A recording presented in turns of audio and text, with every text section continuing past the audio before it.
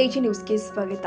ರಾಜ್ಯ ಸರ್ಕಾರ ಸಾಮಾಜಿಕ ಹಾಗೂ ಶೈಕ್ಷಣಿಕ ಆರ್ಥಿಕ ಸಮೀಕ್ಷೆಯನ್ನ ನಡೆಸ್ತಾ ಇದ್ದು, ರಾಜ್ಯ ಅಖಿಲ ಗಾಣಿಗ ಸಮಿತಿ ನಿರ್ಣಯದಂತೆ ಈಗಾಗಲೇ ತಾಲೂಕಿನಾದ್ಯಂತ ಗಾಣಿಗ ಸಮಾಜದ ಸಮಾಜ ಸಂಘರ್ಷ ಸರ್ವ ಪದಾಧಿಕಾರಿಗಳು ಹಿರಿಯರು ಸಂಚರಿಸಿ ನಮ್ಮ ಸಮಾಜ ಬಾಂಧವರು ಗಮನಕ್ಕೆ ತರಲಾಗಿದ್ದು, ಧರ್ಮದ ಕಾಲಂನಲ್ಲಿ ಹಿಂದೂ ಹಾಗೂ ಜಾತಿ ಕಾಲಂನಲ್ಲಿ ಗಾಣಿಗ ಹಾಗೂ ಉಪಜಾತಿ ಕಾಲಂನಲ್ಲಿ ಗಾಣಿಗ ಅಂತ ಬರೆಸಬೇಕು ಅಂತ ತಾಲೂಕು ಗಾಣಿಗ ಸಮಾಜದ ಅಧ್ಯಕ್ಷ ಶರಣಪ್ಪ ರೇವಣಗೆ ಹೇಳಿದ್ದಾರೆ.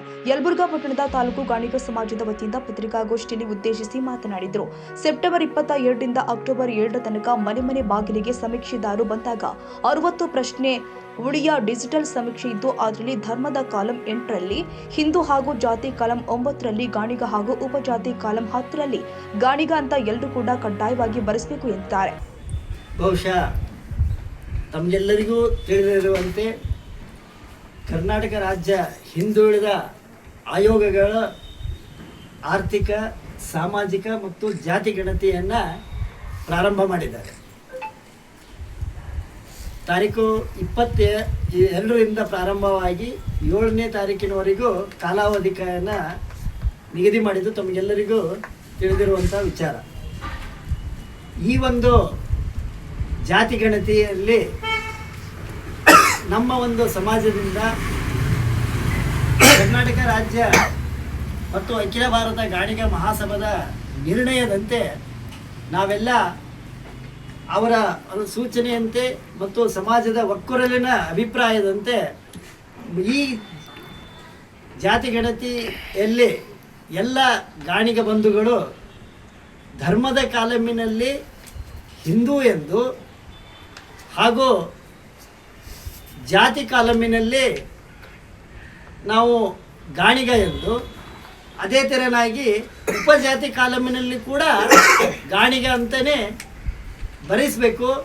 ಎಲ್ಲರೂ ಇದರಲ್ಲಿ ಜವಾಬ್ದಾರಿಯನ್ನು ತೆಗೆದುಕೊಳ್ಬೇಕು ಅಂತ ಹೇಳಿ ನಮ್ಮ ರಾಜ್ಯ ಸಮಿತಿಯವರ ಸೂಚನೆಯ ಮೇರೆಗೆ ನಾವೆಲ್ಲರೂ ಅದೇ ಒಂದು ನಿಯಮದಂತೆ ನಡೀತಾ ಇದ್ದೇವೆ. ಈ ಒಂದು ಧರ್ಮ, ಜಾತಿ ಮತ್ತು ಉಪಜಾತಿ ಇವು ಯಾವುದು ನಮ್ಮ ಏನು ರಾಜ್ಯ ಸಮಿತಿಯಲ್ಲಿ ನಿರ್ಣಯದಂತೆ ನಾವೆಲ್ಲರೂ ಜಾಗೃತಿಯನ್ನು ಮೂಡಿಸಬೇಕಾಗಿದೆ. ನಾವು ಅದೇ ಥರನಾಗಿ ಇಡೀ ತಾಲೂಕಾದ್ಯಂತನೇ ನಾವು ಹಲವು ಕರಪತ್ರಗಳನ್ನು ಸಮಾಜದ ವತಿಯಿಂದ ಈಗಾಗಲೇ ಹಂಚಿಕೆ ಮಾಡಿ ಮನೆಗೆ ಭೇಟಿ ಮಾಡಿ ಯಾರೂ ಕೂಡ ಈ ಗಣತಿಯಿಂದ ಉಳಿಯಬಾರದು ಅಂಥೇಳಿ ಅನ್ನೋ ಒಂದು ಜಾಗೃತಿಯನ್ನು ತಾಲೂಕಿನಾದ್ಯಂತ ನಾವು ಮತ್ತು ನಮ್ಮ ಸಂಘದ ಎಲ್ಲ ಪದಾಧಿಕಾರಿಗಳು ನಾವೆಲ್ಲರೂ ಆ ಒಂದು ಕಾರ್ಯಕ್ರಮವನ್ನು ಮಾಡಿದ್ದೇವೆ. ಈಗ ಹೇಳಬೇಕಾಗಿರೋದು ಏನಂತೇಳಂದರೆ, ನಾವು ಕೂಡ ಹಿಂದುಳಿದ ಒಂದು ರಾಜ್ಯದಲ್ಲಿ ಹಿಂದುಳಿದ ಜಾತಿಗೆ ಪ್ರಮುಖವಾಗಿ ನಾವು 2A ಬರ್ತಾ ಇದ್ದೇವೆ. ಅಂದರೆ ಇದು 2A ಕುಲ ಕಸುಬಿಗಾಗಿ ಇರುವಂಥ ಒಂದು ವರ್ಗ. ಆ ವರ್ಗದಲ್ಲಿ ಅಡಿಯಲ್ಲಿ ನಾವು ಇರೋದರಿಂದ ನಾವು ಇಡೀ ರಾಜ್ಯಾದ್ಯಂತ ನಮ್ಮ ಮೂಲ ಕಸುಬು ಎಣ್ಣೆಯನ್ನು ತೆಗೆದು ಉಪಜೀವನವನ್ನು ಮಾಡಿದಂಥ ಒಂದು ನಮ್ಮ ಕಾಯಕ ವೃತ್ತಿ ಇರುತ್ತದೆ. ಆ ಒಂದು ವೃತ್ತಿಯಲ್ಲಿ ನಾವೆಲ್ಲರೂ ಕೂಡ ಈಗ ಆಧುನಿಕವಾಗಿ ಬದಲಾವಣೆಗಳಾಗಿರೋದ್ರಿಂದ ಈ ಗಾಣದ ನಾವು ಎತ್ತಿನ ಮೂಲಕ ಅಥವಾ ಶ್ರಮದ ಮೂಲಕ ಗಾಣದಿಂದ ಆದ ನಂತರ ಈಗ ಮಿಲ್ಲುಗಳು ಆಗಿದ್ದಾವೆ. ಮಿಲ್ಲುಗಳು ಬಂದಾದ ನಂತರ ನಾವು ನಮ್ಮ ಈಗ ಜೀವನಾಧಾರಕವಾಗಿ ಹಲವಾರು ಮಂದಿ ಮೂಲ ಕಸಬಿನಲ್ಲೇ ಉಳಿದಿದ್ದಾರೆ. ಕೆಲವೊಬ್ಬರು ಕೃಷಿ ಮತ್ತು ಇನ್ನಿತರ ಕಾಯಕದಲ್ಲಿ ಇರುವಂಥದ್ದು. ಹಾಗಾಗಿ ರಾಜ್ಯಾದ್ಯಂತ ನಮ್ಮ ಸಮಾಜ ಏನಿದೆ ಅತ್ಯಂತ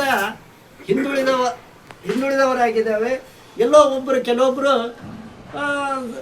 ಆರ್ಥಿಕವಾಗಿ ಪ್ರಬಲರಿರ್ಬೋದು, ಆದರೆ ಶೈಕ್ಷಣಿಕವಾಗಿ, ಸಾಮಾಜಿಕವಾಗಿ ಮತ್ತು ಆರ್ಥಿಕವಾಗಿಯೂ ಕೂಡ ಹಿಂದುಳಿದವರ ಇರೋದರಿಂದ ಮತ್ತು ಕೇಂದ್ರ ಸರ್ಕಾರದ ಇತರೆ ಹಿಂದುಳಿದ ವರ್ಗ OBCಯಲ್ಲಿ ಬರೋದರಿಂದ ಈ ಎಲ್ಲ ನಿರ್ಣಯವನ್ನು ನಮ್ಮ ರಾಜ್ಯ ಸಮಿತಿಯವರು ಇಡೀ ರಾಜ್ಯಾದ್ಯಂತ ಒಂದು ಅಭಿಪ್ರಾಯವನ್ನು ವ್ಯಕ್ತಪಡಿಸಿ ಎಲ್ಲರ ಗಾಣಿಗರು ಯಾವುದೇ ಉಪಜಾತಿಗಳನ್ನು ನೋಂದಾಯಿಸದಂತೆ ಪ್ರಾರಂಭ ಆಗಿದೆ ನಿನ್ನೆಯಿಂದಲೇ.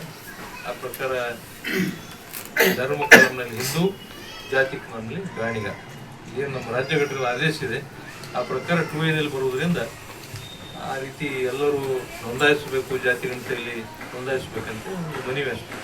ತಾಲೂಕು ಅಧ್ಯಕ್ಷರು, ಕಾರ್ಯದರ್ಶಿಗಳು ಮತ್ತು ಮುಖಂಡರು ಮನವಿ. ಜಿಲ್ಲಾ ಪಂಚಾಯತ್ ಮಾಜಿ ಉಪಾಧ್ಯಕ್ಷ ಶಿವಶಂಕರ್ ದೇಸಾಯಿ ಹಾಗೂ ಗಾಣಿಗ ಸಮಾಜದ ಗೌರವಾಧ್ಯಕ್ಷ ಸಂಗಮೇಶ್ ವಾದಿ ಮಾತನಾಡಿದರು. ಈ ಸಭೆಯಲ್ಲಿ ಮುಖಂಡರು ಆದ ಮಹಂತೇಶ್ ಗಾಣಿಗಾರ್, ಹನುಮಂತಪ್ಪ ಚಿರಾರಿ, ಕಲ್ಲಪ್ಪ ಇಂಗಳದಾಳ್, ಶರಣಪ್ಪ ಮೇಟಿ, ಹನುಮಪ್ಪ ಬೊಮ್ಮನಾಳ್, ಶಶಿಧರ್ ಮಾಲಿಪಾಟೀಲ್ ಮತ್ತು ಮತ್ತಿತರರು ಉಪಸ್ಥಿತರಿದ್ದರು. ಕನ್ನಡಿಗರ ಮೆಚ್ಚಿನ ನಿಮ್ಮ AJ 24/7 ನ್ಯೂಸ್ ಕನ್ನಡ ವಾಹಿನಿ ಇದೀಗ ಟಿವಿಯಲ್ಲಿ ಲಭ್ಯ. ಒಂದು ವೇಳೆ ನೋಟಿಸ್ ಕೊಟ್ಟಿದ್ರೆ ವಾಪಸ್ ತಗೋತೀವಿ. ಇವತ್ತು ವಕ್ಫ್ ಪ್ರಾಪರ್ಟಿ ಅಂತೇಳಿ ಬರ್ತದೆ ಅಂತ ಹೇಳಿದ್ರೆ ರೈತರ ಬೀಜಕ್ಕೆ ಬದಲು ಏನ್ ಮಾಡ್ಬೇಕಾಗತ್ತೆ? ಯಾರು ವೋಟ್ ಹಾಕಲಿಲ್ಲ ಅಂದ್ರೆ ಗ್ಯಾರಂಟಿನೆಲ್ಲ ಸ್ಟಾಪ್ ಮಾಡ್ಬಿಡ್ತೀವಿ.